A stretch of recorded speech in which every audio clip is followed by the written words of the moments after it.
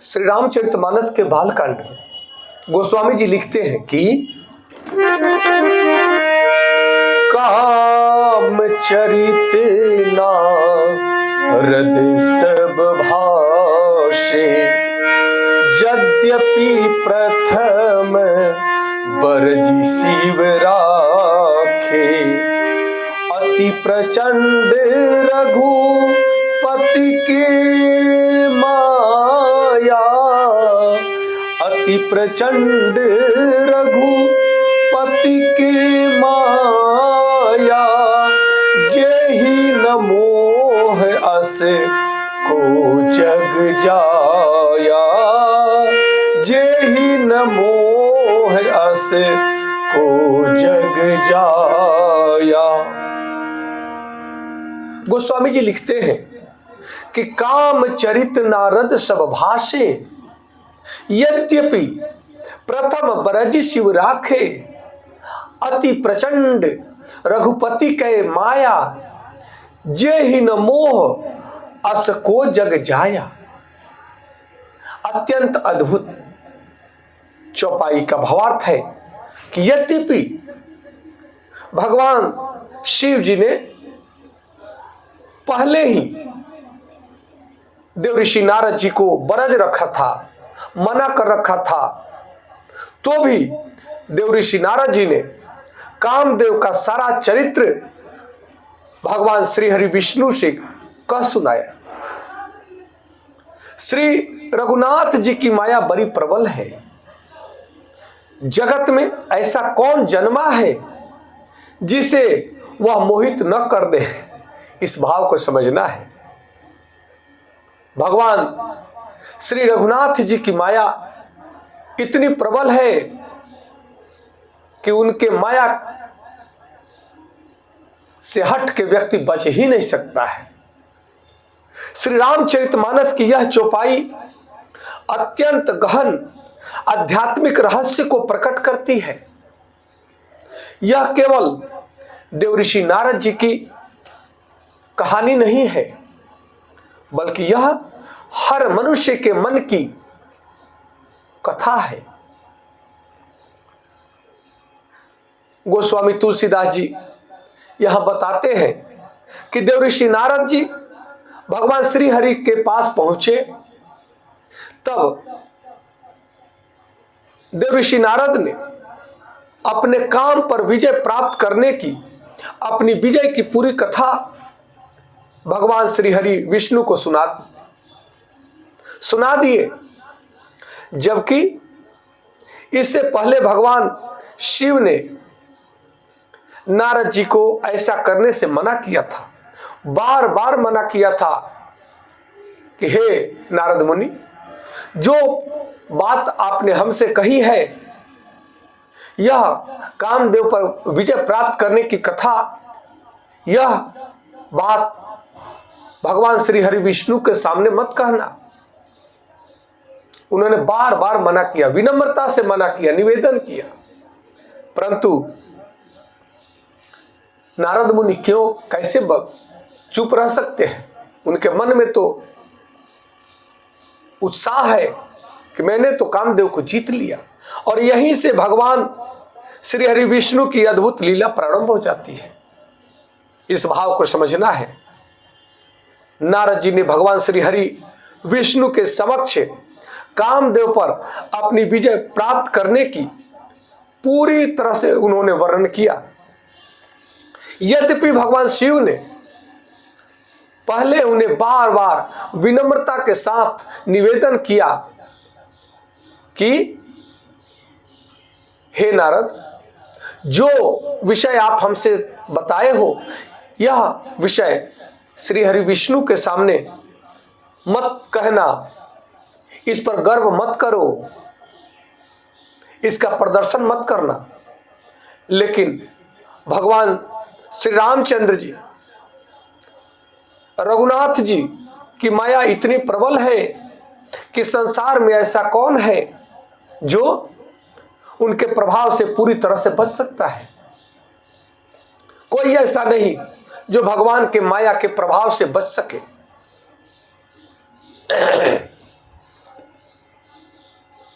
कहते हैं इस चौपाई से हम सबको यह संदेश मिलता है कि सफलता के बाद सबसे बड़ा खतरा, नारद जी जब तपस्वी थे, जबकि नारद जी तपस्वी थे, नारद जी महाज्ञानी थे और भगवान के परम भक्त थे, लेकिन जब कामदेव उन पर प्रभाव नहीं डाल सके, तब नारद जी के भीतर एक सूक्ष्म अहं का भाव उत्पन्न हो जाता है कि मैं विजयी हूं, और भगवान अपने भक्तों के अंदर अहं का रति भर भी अंश बर्दाश्त नहीं कर सकते, क्योंकि भगवान चाहते हैं कि भक्त में अगर अहंकार आ जाए तो भक्त अपने भक्ति से च्युत हो जाता है, भटक जाता है, गिर जाता है। भगवान इस विषय को जानते हैं, इसीलिए भगवान अपने भक्तों के हृदय को पवित्र बनाए रखने के लिए सदैव भक्तों के अहंकार का विनाश किए हैं। इसमें भगवान को अपने लिए कुछ नहीं करना है। भक्त के जीवन को सुंदर बनाने के लिए, भक्त के जीवन में सफलता बनी रहे उसके लिए, भक्त के मर्यादा को बनाए रखने के लिए भगवान भक्तों के लिए अनेकों प्रकार के प्रपंच भी रचते हैं, अवतार भी लेते हैं, भक्तों की सेवा भी करते हैं। भगवान की लीला अद्भुत अपार है। नारद जी के मन में यह भाव आ जाता है कि मैं विजयी हूं, और यही भाव धीरे धीरे अहंकार का रूप ले लेगी। यहां गोस्वामी तुलसीदास जी चौपाई के माध्यम से हमें सावधान कर रहे हैं कि सफलता खतरनाक नहीं होती। सफलता पाए ये अच्छी बात है। हर व्यक्ति का, हर ऋषि, हर भक्त का कर्तव्य है कि वह सफलता को प्राप्त करे, सफलता के लिए साधना करे, तपस्या करे, ध्यान करे, अखंड यज्ञ करे, परंतु सफलता पर गर्व न करे, क्योंकि सफलता पर गर्व करने से वह व्यक्ति सफलता के महत्व को खो देता है, सफलता की गरिमा नष्ट हो जाती है। सफलता पर गर्व करना खतरनाक है, सफलता पर अहंकार करना खतरनाक है, क्योंकि अहंकार का विनाश होना निश्चित है। भगवान शिव जी ने बार बार नारद जी को रोका, क्योंकि भगवान शिव जी जानते थे और भगवान शिव जी ये समझ लिए कि नारद जी के भीतर अहंकार का सूक्ष्म अंकुर फूट रहा है। इसलिए भगवान शिव जी कहते हैं कि इस कामदेव पर विजय प्राप्त करने के विषय को ज्यादा प्रदर्शन मत कीजिए। आपने कामदेव पर विजय प्राप्त कर लिया, ये बहुत अच्छी बात है, परंतु आपने जो मेरे से कहा, जो मुझसे कहा, ये बात हर जगह न कहे, और खास करके श्री हरि विष्णु के पास तो एकदम मत कीजिएगा। क्योंकि सच्ची साधना का नियम है कि जितनी बड़ी उपलब्धि हो उतनी ही बड़ी विनम्रता होनी चाहिए। उपलब्धियों पर अहंकार, गर्व नहीं होनी चाहिए। उपलब्धियां प्राप्त हो जाती हैं, परंतु उपलब्धियां तभी आपके जीवन में बनी रहती है जब आपके हृदय में विनम्रता हो, करुणा हो, दया हो, सेवा के भाव हो, प्रेम हो, श्रद्धा हो, विनम्रता हो। अन्यथा अहंकार आ जाए तो पाई हुई उपलब्धियां भी नष्ट भ्रष्ट हो जाती है। इस भाव को समझना है। मनुष्य की सबसे बड़ी भूल यही होती है कि जब हम किसी क्षेत्र में सफल हो जाते हैं, थोड़ा ज्ञान मिल जाता है तो हमें ज्ञान पर अहंकार हो जाता है कि मैं ज्ञानी हूं। थोड़ा धन मिल गया तो मुझे धन पर अहंकार हो गया कि मैं धनवान हूं। थोड़ा सम्मान क्या मिल गया, सम्मान पर अहंकार हो जाता है कि मेरा सम्मान हो रहा है, मेरा। जब मेरा भाव जहां जुड़ जाता है वहीं से अहंकार का शुरुआत हो जाता है। तो मन कहता है अब मुझे सब समझ में आ गया, अब मैं सबसे शक्तिशाली हूं, मैं महत्वपूर्ण हूं, मैं सबसे ज्ञानी हूं।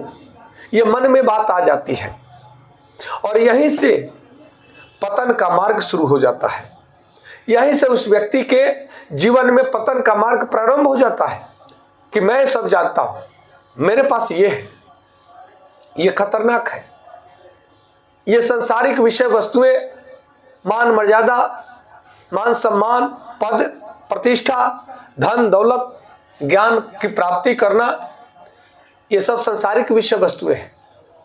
और सांसारिक विषय वस्तुएं एक सा हरदम नहीं रहती। और जो इस पर गर्व करता है, अहंकार करता है, वो जल्दी नष्ट हो जाती है। विनम्रता से ये सब पोषित होती है।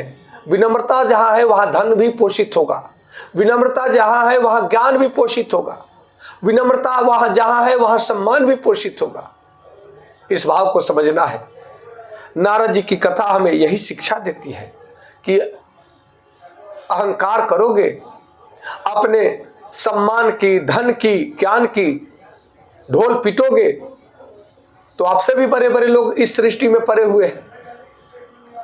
आपको अहंकार का अपमान को सहना पड़ेगा।